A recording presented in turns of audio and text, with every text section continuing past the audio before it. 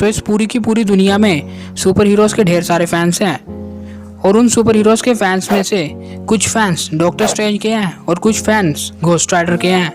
लेकिन इन सब के फैंस को हमेशा एक मिसअंडरस्टैंडिंग रहती है और वो मिसअंडरस्टैंडिंग होती है कि इन दोनों में से ज़्यादा पावरफुल कौन है। तो आज हम वीडियो लाए हैं कि डॉक्टर स्ट्रेंज और घोस्ट राइडर में ज़्यादा पावरफुल कौन है। हम करेंगे इनकी पावर्स की कुछ बातें, जानेंगे इनका कुछ एक्सपीरियंस और करेंगे इनका कंपैरिजन। तो चलिए देखते हैं। While you and me repeat, this bittersweet heat is suffocating. तो सबसे पहले हम इनकी कुछ पावर्स को जान लेते हैं। घोस्ट राइडर तो एक यंग बाइक राइडर जिसका नाम था जॉनी ब्लेज और उसके पापा बीमार थे और उसने उनकी बीमारी को ठीक करने के लिए मैफेस्टो नाम के एक शैतान के साथ सौदा कर लिया। और फिर उस शैतान ने जॉनी ब्लेज को बोला कि अगर फ्यूचर में कभी मुझे तुम्हारी ज़रूरत पड़ी तो मैं तुम्हें बुलाऊंगा। और यहाँ से शुरू हो गई हमारे हीरो घोस्ट राइडर की कहानी। और अगर हम घोस्ट राइडर की पावर्स की बात करें तो इसके पास mystical fire, ability to generate hell fire, unlimited fire है। और ये जिस भी चीज़ को छूता है, ये जिस भी गाड़ी को छूता है वो उसके काबू में आ जाती है। और घोस्ट राइडर की एक और सुपर एबिलिटी है कि किसी भी बुरे इंसान की आत्मा को जला देता है।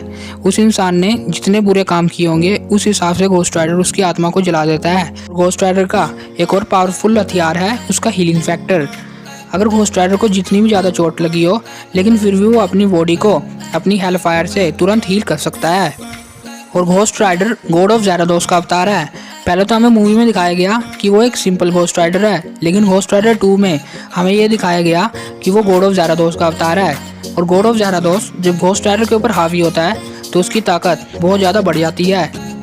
और घोस्ट राइडर के पास वेपन के तौर पे उसकी एक बहुत पावरफुल चेन है, जिस चेन से उसने कई ज़्यादा बड़े दुश्मनों को या बड़े डेविल्स को मारा है। इस चेन से उसने मैफेस्टो तक को मारा है और इस चेन को वो कई ज़्यादा तरीके से इस्तेमाल कर सकता है। और घोस्ट राइडर के पास एक्सपीरियंस भी ठीक ठाक ही है।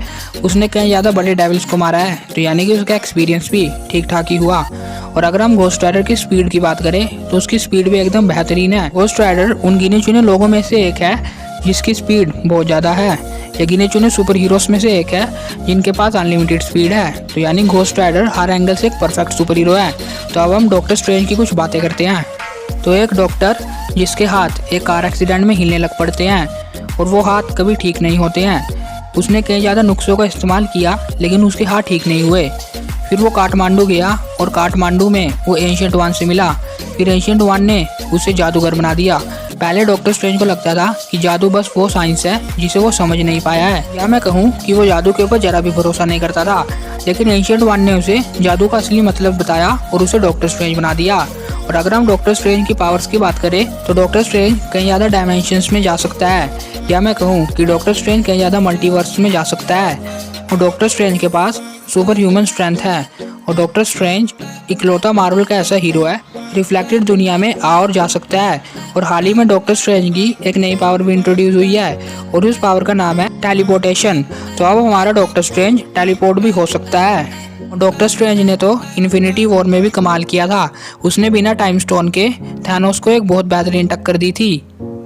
अगर घोस्ट राइडर के पास अल्टीमेट स्पीड है तो डॉक्टर स्ट्रेंज के पास भी एक ऐसी एबिलिटी है जिससे वो 1 सेकंड में दुनिया के एक छोर से दूसरे छोर तक पहुंच सकते हैं। और उस चीज़ का नाम है उनका मैजिकल पोर्टल। जैसे कि डॉक्टर स्ट्रेंज हिमालयस में आ चुके थे लेकिन फिर से वो काठमांडू में आए अपना एक मैजिकल पोर्टल खोल के।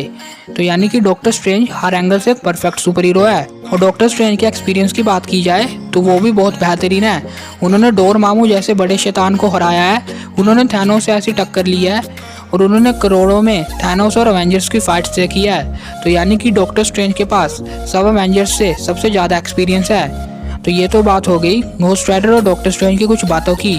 तो हम बढ़ते हैं इनके कंपैरिजन की ओर। तो अगर simple doctor strange simple ghost rider से टकराए तो डॉक्टर स्ट्रेंज के पास 1 पॉइंट होगा और घोस्ट राइडर के पास 0 पॉइंट होगा। यानी कि सिंपल घोस्ट राइडर को सिंपल डॉक्टर स्ट्रेंज हरा देंगे। और अगर टाइम स्टोन डॉक्टर स्ट्रेंज के साथ सिंपल घोस्ट राइडर का मैच किया जाए तो तब भी डॉक्टर स्ट्रेंज इसमें आगे हैं। तो यानी डॉक्टर स्ट्रेंज के पास 2 पॉइंट्स हैं और घोस्ट राइडर के पास 0 पॉइंट हैं।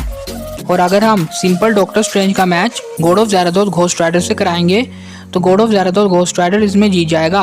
और अगर हम Ghost Rider God of Zarathos versus Doctor Strange time stone का मैच कराएंगे तो इन दोनों का मैच का रिजल्ट कुछ भी हो सकता है, लेकिन घोस्ट राइडर के जीतने के चांसेस थोड़े से ज़्यादा हैं, क्योंकि गॉड ऑफ ज़ाराथोस एक भगवान है।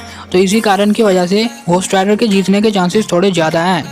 पर ये तो मेरा ओपिनियन है, आपका क्या ओपिनियन है आप हमें कमेंट्स में बता सकते हैं, या फिर ऊपर आई बटन में आप डॉक्टर स्ट्रेंज और घोस्ट राइडर को वोट कर सकते हैं। और कमेंट में हमें ये भी बताना कि आपको वीडियो कैसी लगी है, और अगर वीडियो अच्छी लगी हो तो एक लाइक मार देना और इस वीडियो को शेयर कर देना। और भी ऐसी इंटरेस्टिंग वीडियोस को देखने के लिए सब्सक्राइब कर लेना हमारे चैनल, और अगर आपको तुरंत नोटिफिकेशन चाहिए तो इस बेल को भी दबा देना। और हाँ, कमेंट में अपने फेवरेट सुपर हीरो का नाम लिखना मत भूलना। Thank you.